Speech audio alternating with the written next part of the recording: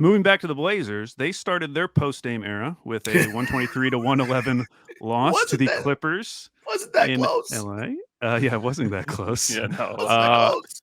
Now, the game was notable for being Scoot Henderson's first professional game. He finished with 11, 3, and 4 in 36 minutes. I know that you have been trying to temper fan expectations about Scoot all offseason. Yes. But what are your thoughts about how Portland should go about developing this type of player? A guy who was billed as this dynamic lead ball handler. Well, game one, he look. I'm going to say this with the nicest way that I can. He was an abject disaster in the first half. He was completely and totally unplayable, which is fine. He's 19 years old playing against his idol in Russell Westbrook. Have you guys seen the picture? Yeah, of him grinning from ear to ear as Russ is dunking. Yeah, he's before the game. Scoot said, no, I'm not worried about this game, and it's just another game. I prepared myself for this, and I'm not really hyped to play Russ. And then you see that picture, and it's like somebody's lying. It's like, but also it's cool. Like, yes, we want to see that. Have fun. But he was very bad, and that's to be expected. Through the preseason, this is why I was kind of tampering expectations so much. He wasn't really able to do much against first units for Phoenix and Utah, the two teams that Portland played in the preseason. And he, like, if you looked at his box scores, I think he had like a 24-4 game. And people were like, "Oh, look!" And I'm like, "Yeah, he did that against like the 10th through 16th guys on the roster. That's where that came from." And you saw that happen over and over. And then against the Clippers, he threw 3 quarters. He had two points, a rebound, and an assist. Finished with 11, 4, and 3 because he racked up 9, 3, and 9, 3, and 2 in the final 8 minutes against the 9th through 14th guys on the Clippers roster.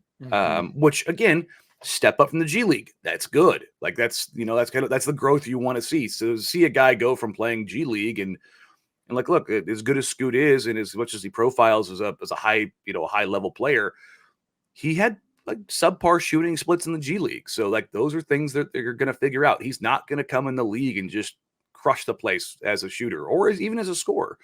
So you're going to see the Blazers really try to put in a position to succeed.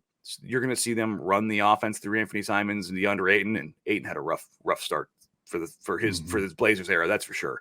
But they're going to run things through Anthony Simons, and that's to make life easier for Scoot. And I vehemently agree with that process because watching Scoot play, he's not ready to run the team. I want to see them get through about 12, 15 games to see if he can continue to start. And if this was just like terrifying first game against the Clippers, against Westbrook, like all of the things kind of coming together at once. I'm really excited to see him tonight against Orlando, who like Markelle Fultz, good defender, Jalen Suggs, good defender, not Paul George, not Kawhi Leonard, not Robert Covington, and not Ty Lue, who's like, let's make this rookie's life a living hell on opening night. Cause you know, they did, and they should. But let's see if he looks a little bit better tonight at home in Portland. But if we get to 12, 15 games and he's still really struggling, I wouldn't be opposed to them flopping the lineups, swapping Sharp to the starting lineup, putting Scoot on the bench with Malcolm Brogdon. I want to see Ant with one of the rookies or one of the young guys and Brogdon with one of the young guys, always having somebody to kind of lean on. Everybody's like, they need to start Ant or Scoot and Shea. And I'm just sitting there going, please, God, no. Please, no. We do not want to set these guys up for failure. Let them have something to lean on. So I think let's get through the first 12, 15 games and let's see what Scoot's got then. You mentioned Anthony Simons. You know, he's still only 24, which is so crazy. He's entering his 6th season in the league. Given how bad this team may be this season, he feels like a prime candidate for most underrated player in the league. Yeah. For people who aren't going to watch a lot of Blazers this year, what do you think is the biggest misconception about Ant's game? That he's soft and doesn't play any defense at all. There's the EPM stats and the DRPM stuff is like that makes him look like one of the worst defenders in the league. I never thought he was that bad. I've plenty of stuff that needs to work on for sure. But also that he's just a shooter.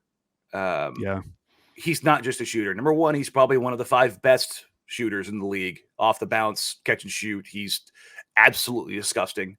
He's got Dame-like range out to 30 feet where it's just a flick of the wrist. But I think people also forget because it was COVID year, he was a slam dunk champion. And I'm not saying that as like this big thing to tout. It's his athleticism.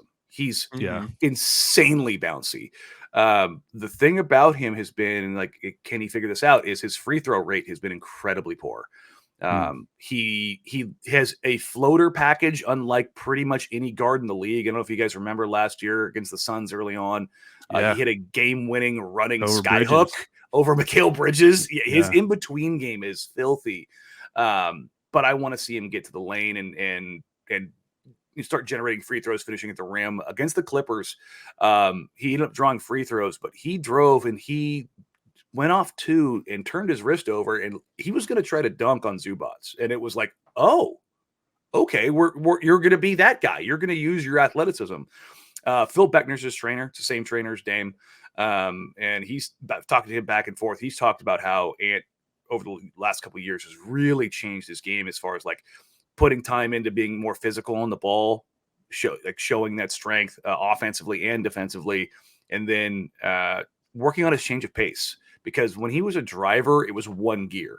His ability to kind of change speeds in between. And he showed that right away against the Clippers. Last year, he averaged about eight and a half drives a game in 26 minutes against the Clippers because they kind of screwed the rotations. And then I think they got down 30. Ant had 12 drives, and almost all of his drives were either led 2 points or led to good creation opportunities. And I think that's the thing, because he's going to have that number one billing. He's going to have kind of the Dame role.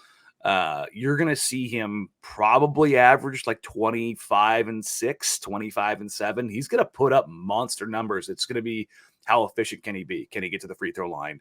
Can he, kind of bolster that without having to take quite as many shots in the mid range? So it's going to be fun when you're to look at the box score. You're going to look at NBA.com or whatever stat site you use. You're going to see Anthony Simons is like a top 15, top 18 scorer, and you're going to go, oh, that's weird. And then you're going to look at his percentages and go, you're to see him at like, 47, 40, 90 and go, oh, good Lord, he's shooting the hell out of the ball. So he's also going to be on a team that's going to win 25 games. So you kind of, figure that out.